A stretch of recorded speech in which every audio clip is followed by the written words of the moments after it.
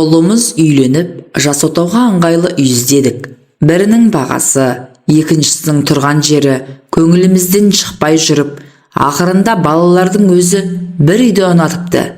Әкеме көрсетем деп, бір кілтін сұрап алып, барып көрші деді балам. Жұмыстан бір сағат ерте шығып, сатылатын үйді оп-оңай іздеп таптым. Бос 2 бөлме күтімді көрінді. Шегенің орны үңірейген, сылағы түскен, жиһаздың бұрышын сызып кеткен бірде-бір жер жоқ. Сарала линолеум төселген еденді қоқыс қалдырмай сыпырып сиырып қойған, тап-таза. Бұл үйдегі әйел өте ұқыпты екен деп ойладым. Әжетханасы мен жуыну бөлмесі де жып-жинақы. Әктен ғана кіре салуға әбден болатын үй. Әйел үшін ас үйдің жағдайы айрықша. Ең соңынан соны қарап, мен де айрықша шұқшидым. Бір жерінен кемістік шықса, балалардікі балалық болсын.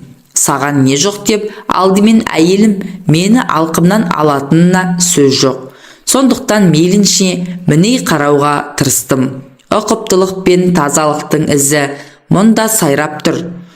Көгілдір кафелмен қанатты төбеге дейін қаптап тастапты.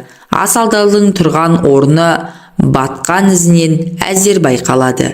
Үйдің иесі кім, қай жастағы адам, оны баламнан бағана сұрамаппын.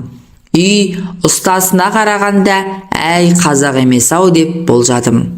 Тым тап-тұйнақта екен, ұлтының атына кір келтірмейін деп әдейі тырысқан секілді. Ыдыс жуғыш көнелеу көрінді. Кінәрат шықса көнеден шығатын шығар деп алдымен су пысылдататынын тексердім. Ыстық және суық суларды әуелі жеке-жеке ағызып байқадым да, артынан екеуін пысықтылай ағызып қойып, еңкейіп астындағы трубаның алақанымен сипадым. Бәрі құрғақ, дұрыс. Кенет саусағым қатқылдау бірдеңені іліп кетті. Қарасам, кәдімгі 2 бүктелген оқушы дәптері жуғышты қанатқа бекіткен картон шитінің астында тұр. Тартып көріп едім, алынбады. Әлдененің жібермей тұрғаны байқалды. Сипап көріп, жұмсақ тым темірмен белінен байлап қойғанын таптым. Бұл дәптерде бір құпия барын сонда сездім. Болжамым дұрысқа шықты. Дәптер әйелдің құпия күнделік екен. Үйге барған соң асықпай оқырмын деп, ішкі төс қалтама бүктеулі қалпы тыға салдым. Сол сәт басыма бір күдік сап ете қалды.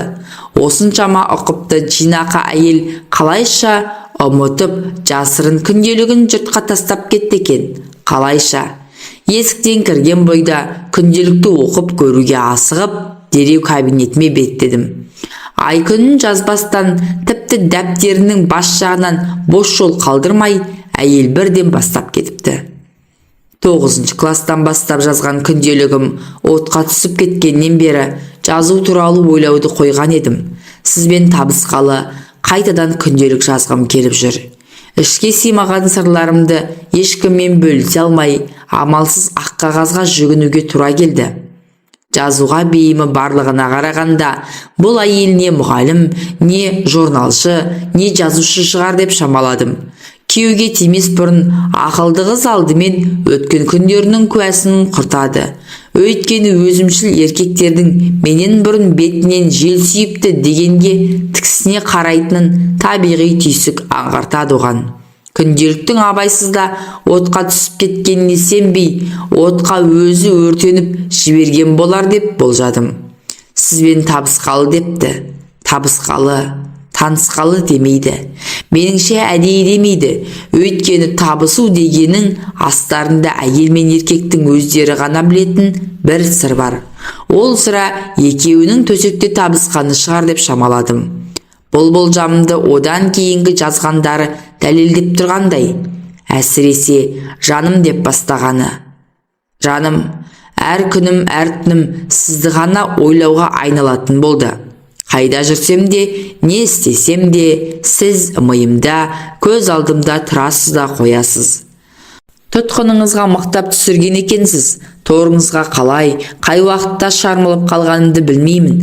Осынша естен айыруға болады деп кім ойлаған? Әсіресе менің жайымда. Жалған ғана үмітім, жалғыз ғана серігім сіздің маған деген көңіліңіз. Сіз суып кетсеңіз, ол соққыны көтер алмайтын шығармын. Суымаңызшы.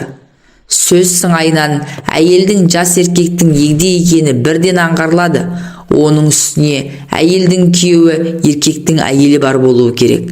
Әсіресе менің жағдайымда деуі сірә сондықтан. Жаным, бір тәттінің бір ащысы бар дегендей, ой жанымды жегідей жейді. Мені ертіп елжіреткен өзің, енді маған қатал болмаңыз. Қайтадан қалпыма келе алмай, морт сынып, мүрдем кетуім мүмкін. Дәл қазір осыны жазып отырғанда өзіңізді аңсап сағынып отырмын. Сізді ойлағанда тамыр-тамырымның бәріне тәтті жылы толқын жүгіріп, өне бойым балқып бара жатады. Сіздің құшағыңызды, ерніңізді, еркелеткен елжіреткен сөздеріңізді сағындым. Қайдан ғана тап болып едіңіз? Қалай ғана табындырып алдыңыз? Құдіретіңізден айналдым. Ағылып, арқалы ақынша сөйлейді. Құдіретті сезімін сөздің құдіретімен жеткізе де біледі. Қаражаяу әйел еместігіне қазірден ақ көзім жеткендей. Қызыға түсіп, қомағайлана оқыдым. Жаным, жан дүниеміздің бір ұқсастығы барын мен де сезгендей болып, бірақ соны айтуға да, мойындауға да батылым жетпей жүредім. Сол пікірді сіздің аузыңыздан естігенде іштей елжіреп қуанғандаймын. Сізді ойлаумен әр түннің қойнауынан қазірше қуаныш тауып жүріп жатырмын. Шағылуы қатты жаңғақтай, құпиясы өзіме де белгісіз мінезімнен аңқылдаған ақ көңіліңізді бір күні жаралап алсам, содан қорқам. Сізден де қорқам, өзімнен де қорқам. Сізбен осынша бақытты болғанымнан қорқам. Осы маған адамдар да, табиғат та қия қоймастай көрінді. Сіздің алдыңызда аузыма сөз түспей, өзімнен өзім абдыраймын да қалам.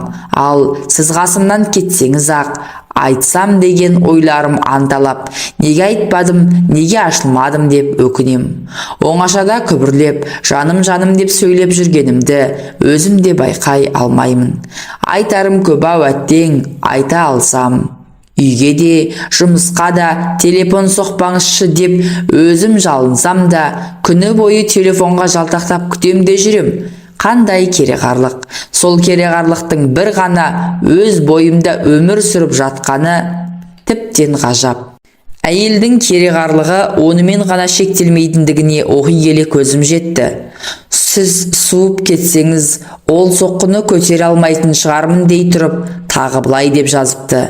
Жаным, қоштасайық, тереңдеп тым алысқа кетпей тұрғанда еш жайық десем көнбейсіз. Қайтып сенсіз өмір сүрем деп қиналасыз. Қазірдің өзінде қиын болса,